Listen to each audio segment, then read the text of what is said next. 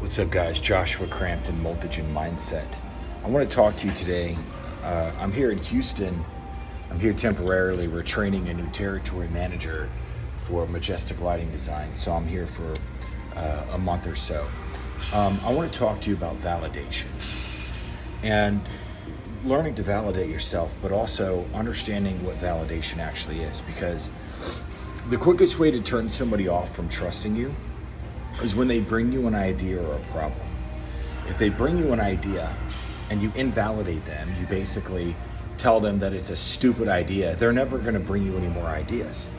Just like if somebody brings a problem to you and you invalidate their problem, basically you tell them that they're making it up, it's not real.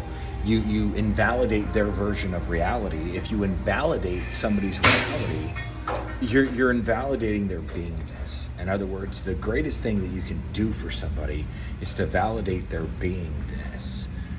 Beingness is somebody's being, who they are. And we each live in this life with our own version of reality. We each live with our own attachment to the things that we love and we care about.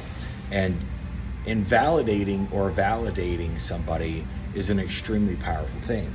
For example, if somebody comes up to you and they're talking to you and they're explaining how they just got pulled over and they got a traffic ticket on their way to the gym, you can look at them and you can say, okay, well, that's got to be really frustrating.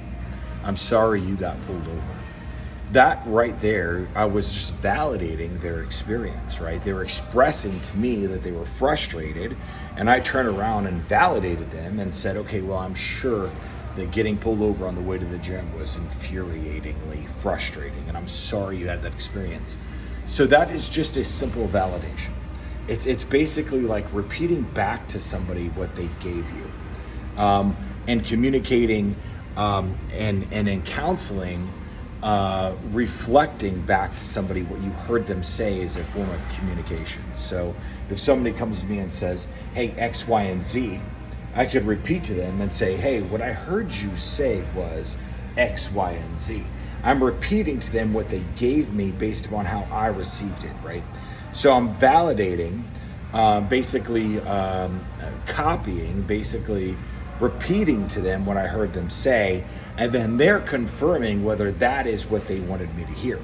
So validating is extremely powerful when it comes to just communicating with somebody. If you have an employee or a team member that brings you an idea, you could quickly invalidate them. And if you were to do that, you're going to turn that person off and they're never going to bring you anything else. And you always want your people bringing you good ideas. So it's a very good practice that if you have a team of people that work for you, that anytime somebody brings you an idea, you make sure to immediately validate them. Immediately validate them. Because when somebody is doing something that you like, you better reward them if you want them to continue doing the thing that you like. So somebody brings you an idea for your business, you validate them. Hey, this is a great idea.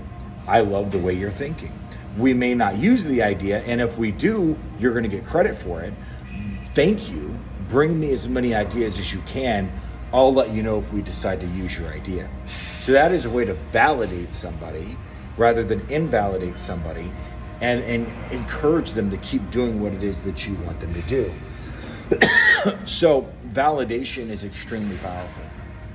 So I remember one time I was talking to a counselor of mine, and I was talking to the counselor, or a mentor basically. I was talking to the mentor, and I told the mentor a story about what had happened between me and another woman. And he was on the phone, so I didn't see him.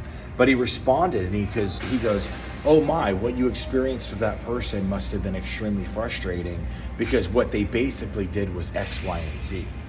And just by him validating my version of reality, it raised my tone, because I was listening to this person, I was talking to this person, and a mentor of mine about, something frustrating in life that I had experienced. And he simply validated my reality, right? He validated my experience. He validated my beingness just by saying, hey, what I heard you say was this. And that could have been really frustrating to experience because what that person basically did is X, Y, and Z, right? So all he did was validate my experience of reality, and that raised my tone because I felt somebody else basically acknowledging the same reality that I was living with, right? So oftentimes when it comes to other people and when we're in relationships with other people, sometimes we can feel like we're insane because there's two different experiences and there's two different versions of every relationship. So you have a girlfriend, you break up with that girlfriend and you move on. She has her experience of what happened in the relationship and you have yours. It doesn't mean that either one of you is right or wrong. It just means like for her experience is that you didn't show up in the relationship as the leader and you bailed and abandoned the relationship. That's her experience, right? Your experience could be that you continually tried to lead her and she wouldn't submit to your guidance. She wouldn't listen to your guidance, and you tried to exert your guidance. You tried to exert your masculinity and your leadership in the relationship, but she refused to bow down and acknowledge your leadership and would not trust you to lead her. So you got frustrated and then you decided you want kids of your own, which she wasn't willing to have, and so you left. In your experience, you were with a woman that wasn't able to submit to the leadership of a man because of her past trauma, even though you tried. And in your experience, you were with a woman who wasn't willing to have kids, but you wanted kids, so you left. In your experience, you left the relationship that wasn't serving you for a relationship that you wanted down the line. In her experience, you didn't lead her, you didn't show up, and then you abandoned her, right? So you could have a million fights to the end of time with that woman as far as what happened in the relationship, and you're never going to change her experience that you didn't show up, you didn't lead her, and then you abandoned her. You're never going to change her experience in that. And your experience is you didn't abandon anybody. You just left the relationship because it wasn't serving you any longer, right? So there's always multiple versions of any relationship, and it's important to understand that validating yourself is very, very important for you to do. Now, self-validation is something you do when you basically give yourself approval. In other words, this is where you are, this is where you're going, this is where you've been, this is what you're living for, these are your core values, and this is who you are, and then you validate that in yourself, okay? So self-validation, validating others, is an extremely powerful tool that I want you guys to incorporate into your lives. The next time you're having a conversation with somebody and they're telling you a story, or they're telling you an idea, or they're telling you something that happened to them, just validate them. Be like, man, thank you for sharing your story. That must have been really X, Y, and Z, really exhilarating, really frustrating, really joyous, really proud moment for you. If somebody comes up to you like, dude, I won this karate tournament yesterday, you'd be like, dude, that must have been really freaking powerful for you. You're just validating their experience, right? So validation is something that is a tool for you to use when speaking and engaging with others, because everybody wants to be validated, right? It's the father that puts his hand on the shoulder of his son and says, I'm proud of you. It's that validation, right? And we can invalidate others without us even realizing that we're moving through our lives continually invalidating other people, and then we wonder why they don't come to us anymore.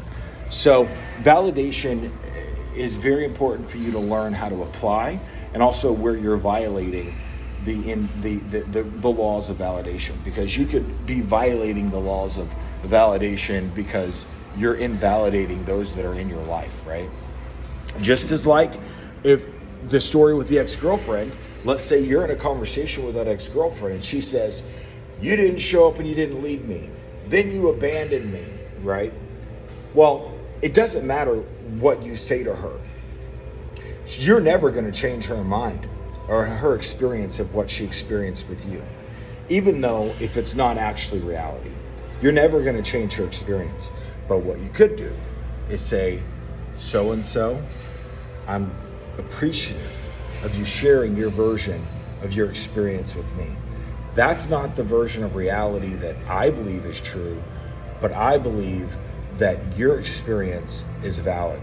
and I'm sorry that you had that experience. So it's like you're validating her, and if you can get into an agreement with her, you can continue having dialogue. I remember one time I was dating a woman named Desiree, and I started Multigen Online Marketing, and I gave her half of the company because we just started dating, and I wanted to give her something, right? As a man, I wanted something to give her. So I gave her half of my company. And I remember we separated, we broke up, and we continued trying to run that company together for over a year. And if you've ever tried running a company with an ex, if you've ever been in that boat, then you probably realize how impossible it is to do that, especially when you wanted out of the relationship and she didn't want out of the relationship. It's really tough to run a company together, to co-run a company together. So we were running this company together, and I remember the only way that I was able to keep it going was by continually validating her versus invalidating her and her experiences, getting into agreement with her about her experiences, and then moving our relationship on. So what I mean by that is we would be in the talk, and then she would get frustrated. She would bring up some things from our past while we're in a business call. She's bringing up stuff from our past relationship. And even though I disagreed with her perspective, I found it easy enough to say, Desiree, I'm sorry that you experienced me not showing up in the relationship. I'm sorry that in your version of reality, I didn't show up in our relationship, but I'm here now. I'm showing up for our business. I'm continuing to show up for our business. It's been a year since we separated, and I'm still showing up for our business, and I'm here to support you on our mission. Right? So I would validate her and then bring her back to focus on, hey, that was the past. We're together here in this business, and we're showing up for it. Right? So by validating her, it was able to close the arguments, because when somebody's fighting with you and they're throwing darts at you, you could throw back darts all day long, and that's all y'all are going to do. But how do you get into agreement, move past the argument on to what it is that matters? Well, the way that you do that is by validating their experience, redirecting their focus to the things that actually matters in the moment. So relationships are tough, and they're also beautiful. And relationships are also where you discover who you are, and you begin to heal those parts of yourselves that are damaged. So validation is extremely powerful. Learn to use it, learn to apply it, and learn to change the lives of everybody around you. Thank you. Joshua Crampton.